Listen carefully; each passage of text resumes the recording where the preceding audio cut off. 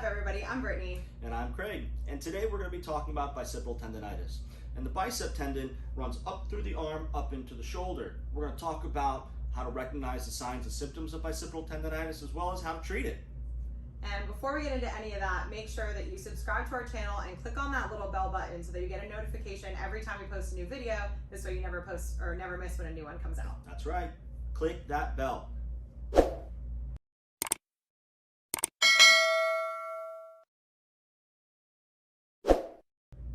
Alright, so Craig, what is bicipital tendinitis? That's a very good question, Brittany. Thanks for asking.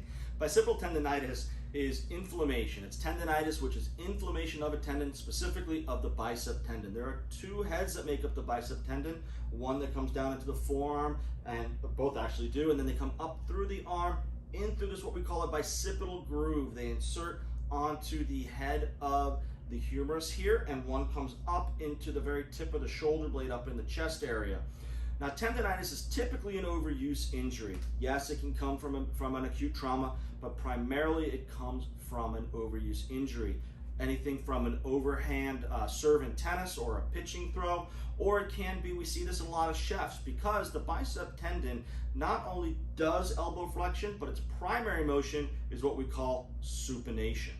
So bicep tendinitis can be one of those things that becomes very annoying when you reach into the back seat of the car for either handing something to the kid, or if you're reaching in there for a bag or your purse or whatever that might be. It might irritate this tendon by stretching all the way across the chest, and because it's inflamed, it hurts. And each time it becomes inflamed with an additional micro trauma, what happens is you restart the cycle of pain again. Pain, inflammation, protection, and then we got to address it at that point. And I would say that's a pretty common diagnosis that we get a lot in the clinic, and a really common thing I see with both men, women, younger, older. Do you agree? You see that pretty often? We see it a lot. We actually see it a lot after surgery as well, because we've lost control of the primary stabilizer of the shoulder, which is the shoulder blade or the scapula.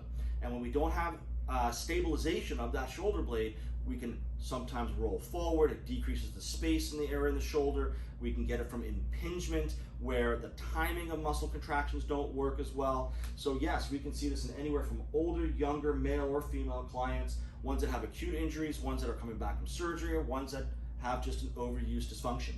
And one of the things that I had to do, I used to always put my book bag or my purse, I would sit in the driver's seat and I would go and I would throw my bag back, and I would do the same thing to pull it back forward. So that heavy bag that I'd be reaching back for and throwing in the back seat, now I always put my stuff in the trunk.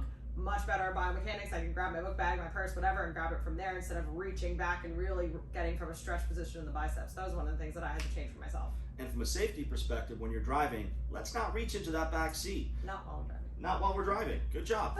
Another thing that we see a lot with the younger population is today, because lockers are not being used in school, they're carrying their book bags. And those book bags weigh 30 pounds. And so for that younger population, the shoulders are being pulled all the way forward like this. Well, when the shoulders get pulled forward, the shoulder blade of the scapula gets pulled up and forward. That decreases the amount of space the bicep has to travel through its canal into its insertion. So that can create impingement, especially if you have that backpack coming over and then you reach up. That is a recipe for biceps tendinitis. Yeah, so there's a lot of different things involved in that. And what would be the first thing that you'd start if you saw somebody and they were coming in complaining of that pain in the front of the shoulder? So first and foremost, we need to help them decrease their discomfort, right? Because that pain creates that cycle. So oftentimes we got to find, well, where is the symptom, that pain, stemming from? What's the root cause? Again, we talked about oftentimes the pain is coming from the impingement, because that shoulder blade is an unstable segment. So we start by re-educating the shoulder blades as they come and sit back into the thoracic spine. We can do that manually with manual therapies, myofascial release, which is what we use here in our office a lot. We can do even a slight cross-friction massage to break up any adhesions or scar tissue that happens in here. In the acute stages, however, that might be a bit much. So we want to do that nice and easy down through that bicep tendon, right down into the groove. And then we want to re-educate. So anytime we do manual therapies, we want to bring back in normal functional flow of motion of the shoulder, what we call pain-free positive range of motion. So first identify the pain, help to reduce some of that inflammation and discomfort, re-educate the system. We do that with manual therapies like myofascial release, cross-friction massage, and multiple other things like mobilizations, including the neck and the thoracic spine. We want to make sure the shoulder blade has good motion, and then we want to re-educate the timing of the functional muscles involved to make sure that there is enough space for that biceps tendon to travel through. When we're talking about cross-friction massage, you're going against the direction of the muscle fibers. If it's in that acute stage, the reason why you'll know that you shouldn't go any further with the cross-friction is 30 to 60 seconds, it should start to get better. If you're doing that cross-friction massage and it starts to get worse, hold off until you're ready to get out of that acute stage, and then your body's gonna be able to tolerate it better. Once you do that 30 to 60 seconds, it'll actually go numb or even kind of just alleviate some of the pain or decrease in pain. Right. And doing stuff at home is also very important, because one of the things we always tell our patients is 168 hours in the week. You're coming to us for maybe 2 of those weeks. What you do, two of those hours in the week, what you do with those other 166 hours, well, that's going to determine how well you do here. So at home, we like to do is contact ice. So take a Dixie cup, one of those bathroom Dixie cups made of paper, fill a few of them with water, put them in your freezer, let them freeze overnight. The next day, just peel off a piece of that cup so you get some ice sticking out and rub over that biceps tendon. Do this 3 to 5 times a day. It'll go through stages of cold. You'll go burn, ache, then numb after you feel the cold to start with. And 3 to 5 minutes, do that a few times a day, and that'll help alleviate some of the discomfort as well. And that works a lot better than like an ice pack or anything, because that direct ice penetrates a lot deeper, so you'll be able to actually get to that inflammatory response, versus if you use an ice pack, it's going to take a lot longer to get to the same spot. Ice pack you leave on 10 to 15 minutes. Ice massage, like Craig said, you're just going to do 3 to 5 minutes. Make sure that you don't burn your skin also. It's normal to get red in that area, but you'll see the difference of like that rosy pink is if you've had an ice pack on, versus if it starts to get a darker red than that. Darker red means that you're actually hurting the skin, and if you take it off, you can't feel it maybe because it's numb, but you can get a skin burn from the ice. So make sure that you keep moving that ice around. Don't hold it in one spot. Look at your skin every once in a while just to make sure that it stays that rosy red.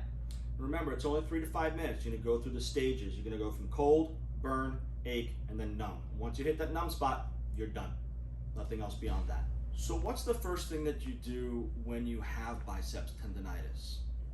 And before we even talk about the bicep or anything even related to the front of the arm or the shoulder, we're going to talk about what goes on behind the shoulder. So some of the stuff we talked about earlier, that poor posture, either from book bag, rounded shoulders, sitting at the computer, or kind of some of that stuff that you tend to see where your head comes forward. We want to reverse all of that to bring you in a better alignment. So like Craig said earlier, you have more room for that bicep tendon to flow when you do things like overhead or reaching back. And let's have a quick conversation around posture. Posture is defined nowadays as this upright standing or sitting position. And what we really should think about posture is fluidity of motion.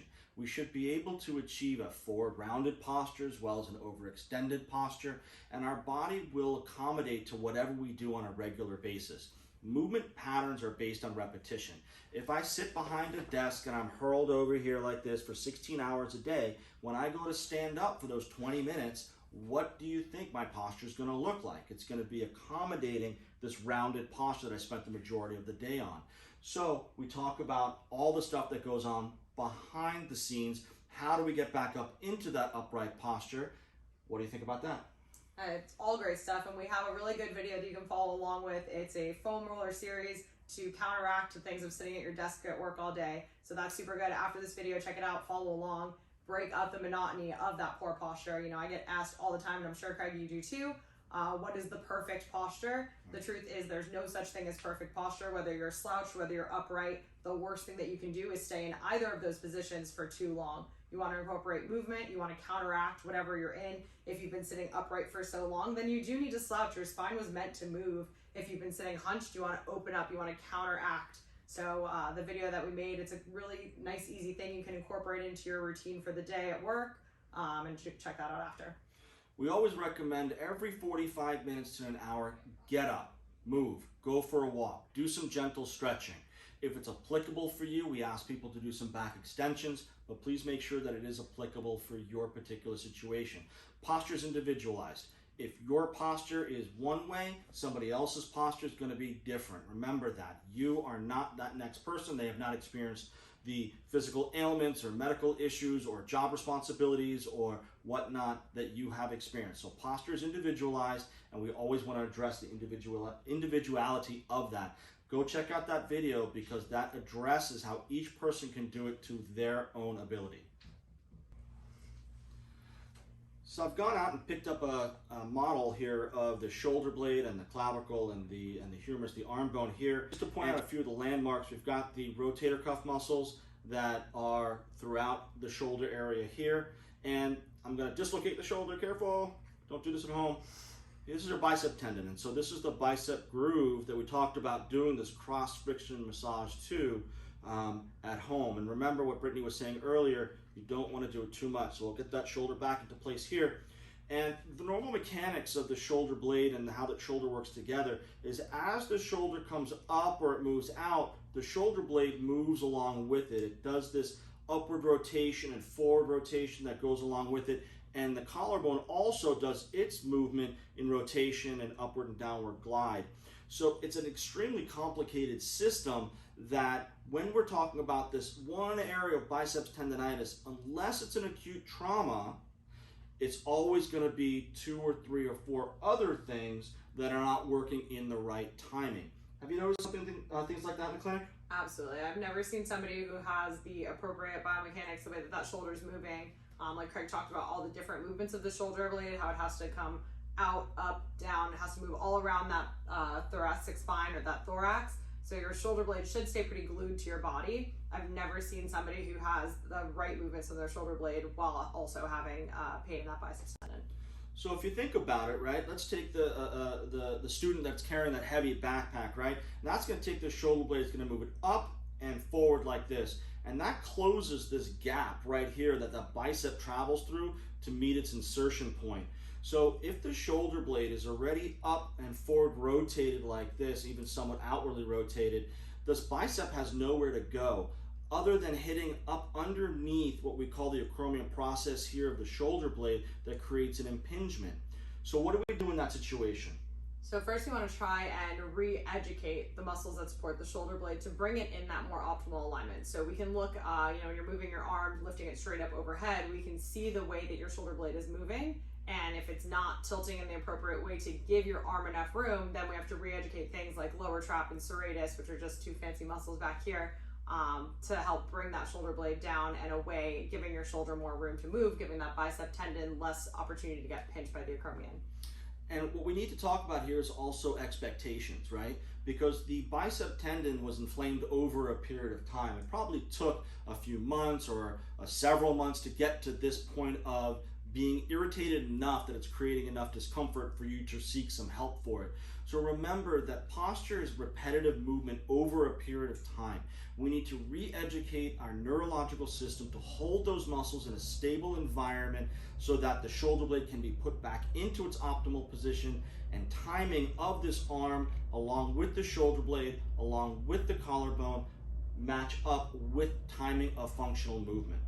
And it's not always a strength deficit or somebody's so weak. We have athletes that do overhead throwing and people that have plenty of strength. If you isolate and test each muscle, they're going to max out their strength. Their strength is there. It's not it's all the alignment and that firing of the muscle in the appropriate way. So sometimes it's frustrating. I see it all the time that people have the strength in those positions, but now I'm asking them do it from right here, and all of a sudden it's like a totally new exercise. And just having your shoulder in that position, it's not that you're weak. It's just that you haven't worked in this position. And I know a really good example that we use is like, if you go and you try to make a fist right here, you're really strong, right? You can grip, you have all the strength you need for that fist. Now if I tell you do the same thing, but keep your wrists in this position, so don't let your wrist go straight, and you try to grip, I didn't just magically get weak all of a sudden, but if you try to do that same thing, you're gonna notice that you have a weak grip now.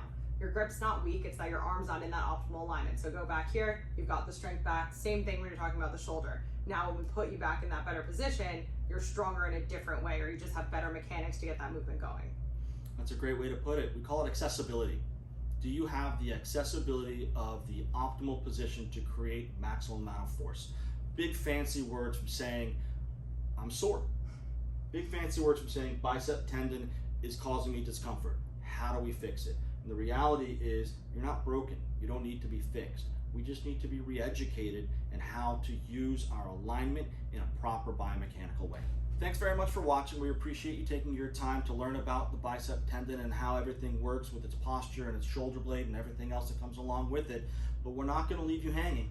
So we're going to make a video that talks about different exercises. It's going to walk you through how to do the exercises. You can follow along, easy things that you can incorporate into your home routine, and that'll get you the kickstart into fixing that bicep tendon pain by like bringing that optimal alignment like we've been talking about.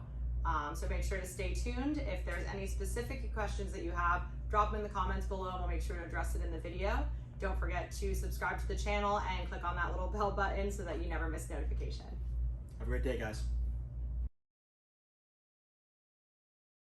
Hey, what's up everybody? I'm Brittany. And I'm Craig. And today we're going to be talking about bicipital tendinitis. The bicep tendon runs right up the arm, up into the shoulder area. And before we go in and give you some information about that, make sure that you, hold on.